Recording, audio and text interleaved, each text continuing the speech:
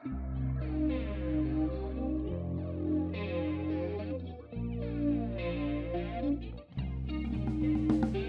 sit here tonight, I'm playing songs at the bar, wait for these people to put some bread in my jaw. I'm just about done, that's when she walks in. The lights go out and now the fun's about to begin. The fun's about to begin. The fun's about to begin.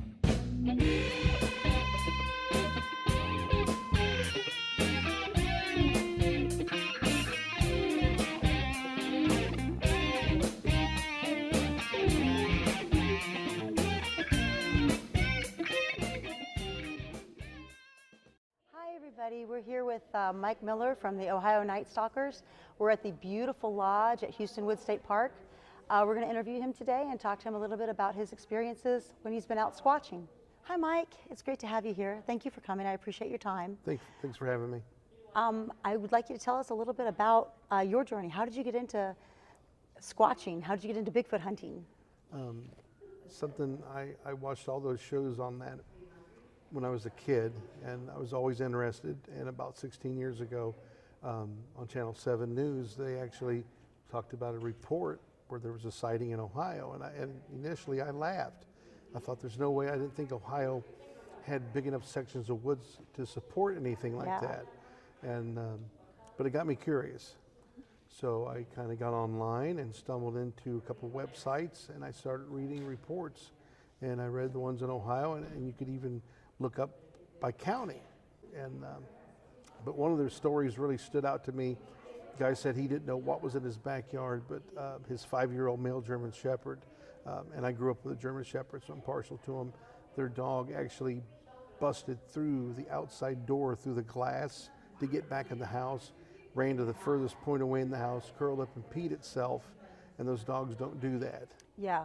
So that grabbed my attention, and basically what happened, long story short, is I thought, okay, I'm gonna spend a little bit of time here and investigate.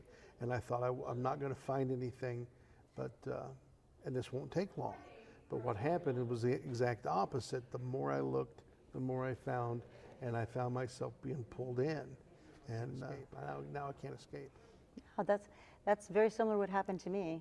Did you? How long did it take before you met up with some friends and started hanging out and doing this as a group project? And I had no even intent of that. I would just I would find people on Facebook by typing in Bigfoot and stuff, and I would ask questions.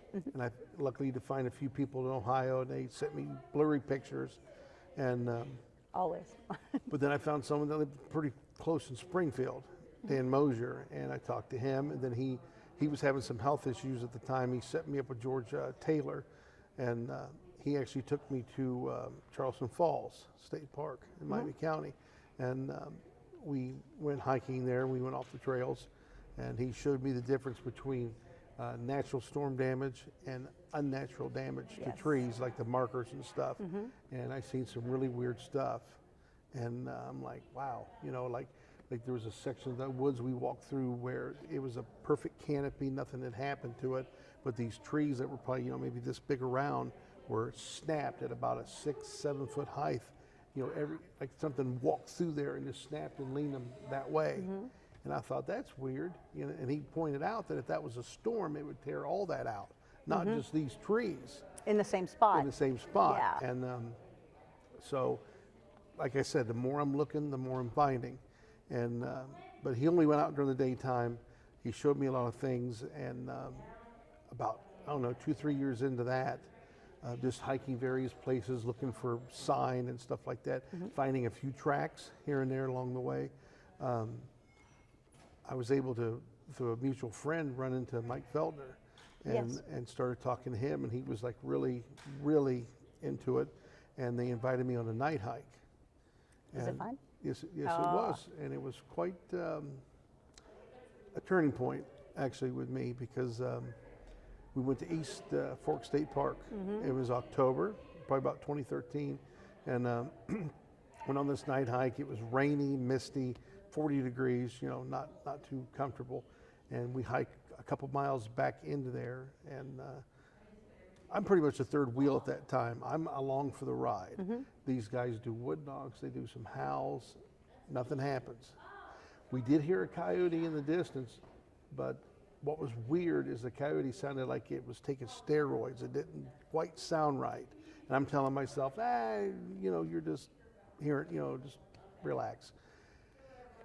We stay there a couple hours, nothing happens, the rain kind of picks up, and I think Mark Mills said, hey, let's just get out of here, nothing's happening. So we start to walk out of there. And this is where everything changed for me, because I'm pretty much on the fence, about Ohio. And maybe 5 minutes into that walk or so, we had a rock thrown at us. Wow. A big one. This thing is in flight. We can't see it. We have no light on. It's pitch dark. And as it's in flight, it is hitting branches, and it's not bouncing off the branches. It's snapping the branches. Big difference. Yeah. It hits a tree over by me with a lot of force, bounces off, and I hear this rock tumble end over end. At that point, I got really alarmed. I got really worried because, they didn't throw that. Came from somewhere, and I'm in the back of the line. And anyone who's watched horror movies always knows what happens to the guy in the back of the line. Yep. That's me. And we're walking out of there, and we get, I don't know how many minutes down the trail, and there's a point where the woods come right up on the trail. It's an ambush point. And I thought, oh my God, we have got to get past this spot here. Because if anything really bad is going to happen, it's going to happen there. And we got past it, but just maybe a few steps beyond that, here came another stone being thrown at us. Same thing, we're ducking down, it's passing overhead, it's snapping branches. And at that point, I'm like, oh my God, I'm not getting out of here alive. I'm not going to see my son grow up. And I said the Lord's Prayer under my breath the rest of the way I hiked out of there. And that I did. And when we got off the trail back to the road, if you want to call it that, I knelt down, kissed the ground. And I was done. I pretty much retired from Bigfooting. That was just too intense. And I thought, bears don't throw rocks, deers don't throw rocks. Nobody on, people Coyotes at work. don't throw rocks. Right. People at work, oh, that's teenagers. I'm like, on that kind of night, 2 or 3 miles back in there, there's going to be teenagers that are just going to sit and wait for someone to come by to throw rocks at them? No. Yeah, and if there's any teenagers that can snap branches with a rock that big, they need to be recruited. The NFL needs to show up, get some scouts out there, because that's a heck of an arm. Yeah, and they would have to be close enough to do that where we would see them, and they would probably get thumped, But I had all winter to think about it, and my curiosity was just, there is something there. I want to know more about this. But a 3-inch knife and a walking stick weren't going to cut it. So I did get my concealed carry permit for peace of mind. But I unretired. And as the Night Stalkers, we continued on and kind of started doing our own thing. After that happened, you guys did a lot of research and went around and had a lot of experiences. But there's one night in particular that I would really like to hear about. I know our viewers would like to hear it too. And we were in Adams County, Ohio. We had found a spot out in the middle of nowhere. Hardly anybody lives out there, and we had scouted it during the day. We always like to do recon during the day and see what we're getting into. And it was scary during the daytime. Yeah, and so we go out there at night. It starts raining, and we had to go into town, in the town of West Union, and hang out at Walmart for a while and watch people until the rain stopped. It finally stops, and we go out about 9:30, and that's when that night began. We stopped at an area and did a call, and we got a reply, and it sounded like a young one. And in that recording, you'll hear Mike's son say, that was a scream. And that's all that happened there. So we kept going. This road is about 4 or 5 miles long. It's really windy, hilly. Got to have a 4-wheel drive to get back in there, and it dead ends into all things a graveyard. Ooh. Yeah, and so we go there. But I actually felt that was the safest place in this whole area to me that night, because everywhere else we were at, the woods were right up on the road, and I thought something is going to reach out and grab one of us, and we're just going to turn around, the other one's going to be gone. At least in the graveyard, you've got some space, and I thought if something comes for me here, I'm going to see it, and I'll be able to have a heart attack before it gets me, kind of a feeling, you know. But anyway, we go to the graveyard, and we set up, and nothing happens for maybe 40 minutes, and then something starts moving around us, we can hear it. And then there was like weird whistles back and forth. There'd be one over here, one over there. And we're miles from anybody or anything. And all of a sudden, it just cut loose. This thing started screaming. The coyotes joined in with it, but you could hear, you know, one thing is doing howls, and at the end of the howl, it goes from a ooh to a ah sound. And you've got to be a primate to sound out vowel sounds. Well, the coyote, it might do like a howl, but it always goes that yippy kind of dog thing. But they were in tandem, and that carried on for several minutes. And the one bad thing about that recording is we're like freaking out because we're in the dark and this is going on. Jordan had fell asleep in the vehicle, and actually it woke him up. It was so loud. And we're just pretty much talking like, oh my God, you hear that? And, you know, and then all of a sudden, everything stopped, like it never happened. And we waited like a half hour or so to see if more would happen. Nothing else happened. So, you know, one way in, one way out. We start making our way out. And we stopped at a place we call the bridge, because there's a little bridge there. And it had rained so much, that little creek was like a river, and it was really loud. And I actually went up the road a little ways and into the wood line trying to get away from the sound of the water. Couldn't. So I walked back.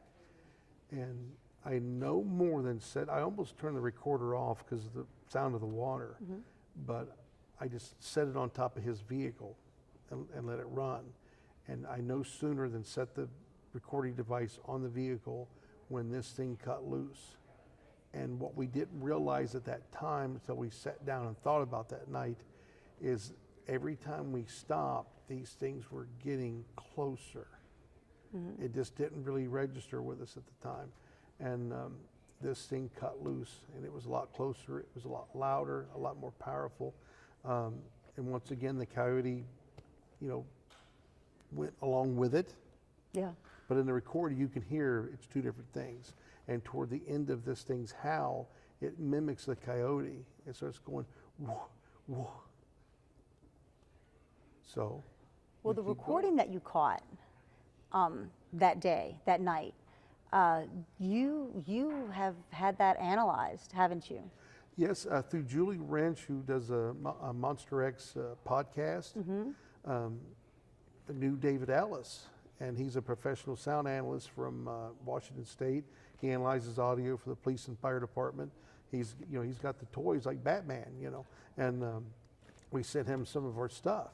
You know, a couple things came back, owls and other things, but most of the stuff from that night came back unknown. He says, I cannot tell you that you recorded Bigfoot since Bigfoot's not been certified.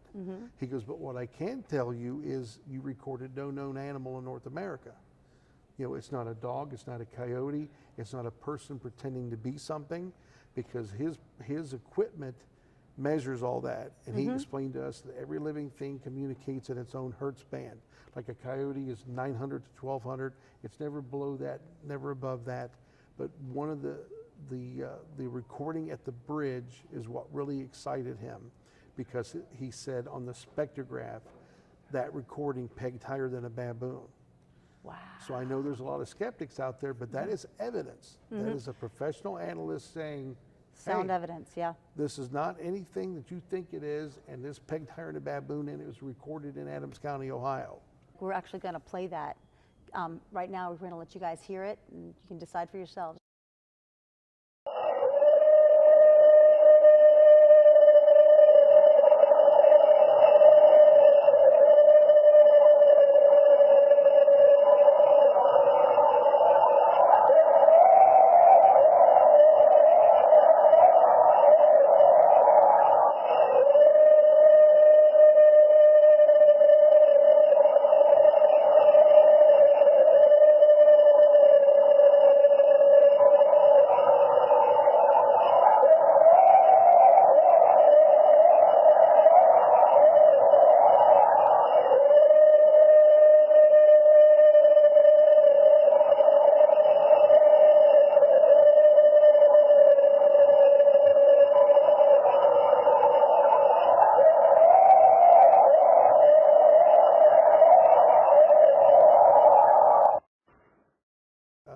up the road, there's a place we call the turnaround. It's the only place on this road it's big enough to turn around if you wanted. And we got out, and Mike got out, and he kind of went down a little ways, and that's when he had a Class A sighting. This thing was actually standing behind a tree and leaned out and looked at him, and it mimicked him. It actually, you know, he did howls earlier, and this thing, it sounded like him, but it sounded like an 800-pound Mike Feltner. Wow. And he's seen it. It peeked around the tree at him, pulled down on a branch, kind of spooked him.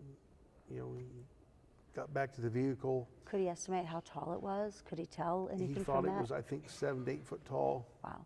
And you know, he's seen pretty much the silhouette of it, but he's seen one eye. He saw one of the eyes. And so we traveled on down the road. And we were going to leave, but we actually decided to stop one more time because, you know, we're not smart. And we stop and we get out. And Jordan gets out this time, and he does a howl. And he's got a good one like his dad. And he wasn't even done doing his howl, and we got a reply. But this time, one was on one side of the road, one was on the other. It was behind us. And I got really worried at that point and alarmed because this thing, they're closer, they're even closer, and I felt like we were being herded. And I thought, are they going to let us leave? And then there's another sound going on at the same time. I thought Mike had driven over something because I'm hearing air, like escaping or something. And I go over to the vehicle. It's not coming from his vehicle. It's coming from the wood line inside of it. And I go over, no light. You know, the TV show we were on because of this, you know, they showed us with the flashlights. That was put in to add suspense. You know, this is all pitch black. And like an idiot, I kind of go into the wood line. And I'm trying to figure out what I'm hearing. Leaking air. You know, propane tank, you know. But anyway, I step a few feet. You know, I don't know how far I went in. And I thank God I didn't go too much further because I don't know what would have happened. But there's something in the woods there. And it's probably, you know, no further away than that wall right there. And I'm standing there. And this thing is breathing in and out. That's what I'm hearing.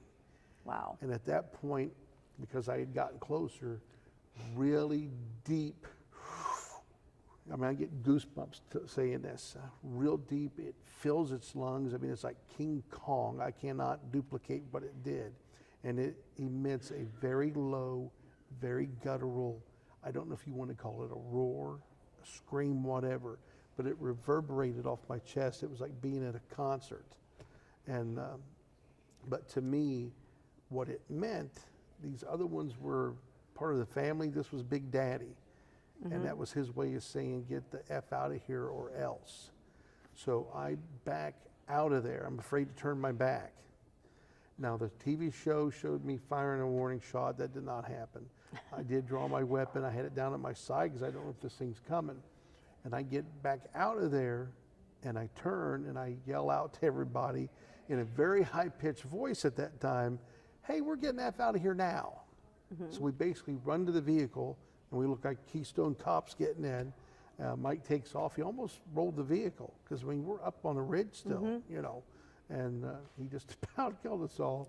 And we got out of there, but we went down the road just a little ways and stopped just to make sure we had everybody and everything in the vehicle, and just to kind of collect ourselves because our adrenaline is off the charts. A deer walks out and stands right in front of the vehicle. Vehicle's running, bright lights are on it. It never looked our way.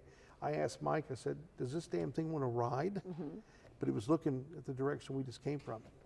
It snorted, it pawed the ground, it turned and went the other way. And we got out of there. As far as the deer walking out to the road, there's been many reports in the Bigfoot community of deer, elk, animals such as that approaching humans and standing close to them, or going up and standing next to a trail cam.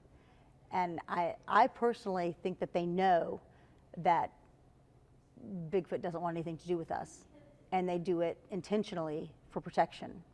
What do you think about that? I totally believe that. There's a lot of reports of that happening. You know, if you're a kid, you're on the playground, you're going to go, and you don't want the bully to get you, you're going to go stand by the teacher. That's pretty much what I agree. I agree. Nothing like that has ever happened since then to that degree, but I'm just never going to forget those events, ever.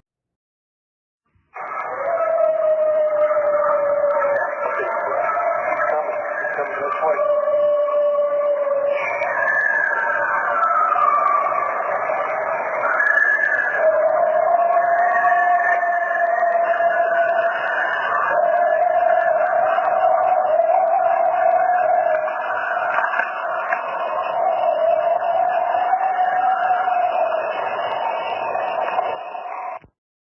And that was loud. That was really interesting. Thank you so much for that. You're welcome. I have a couple questions. What do you personally, through your research, what do you think Bigfoot actually is? I think it's a mixture. You know, it has ape qualities and characteristics, but it's also highly intelligent and it's human-like.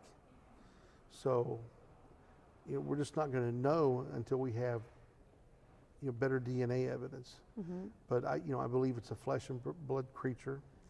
It wasn't brought. It's been here. It's terrestrial. You know, UFOs didn't bring them here to mine gold. You know, why didn't they take them back? Probably because they formed a union. Now body stop, drum, crash, moves to the floor.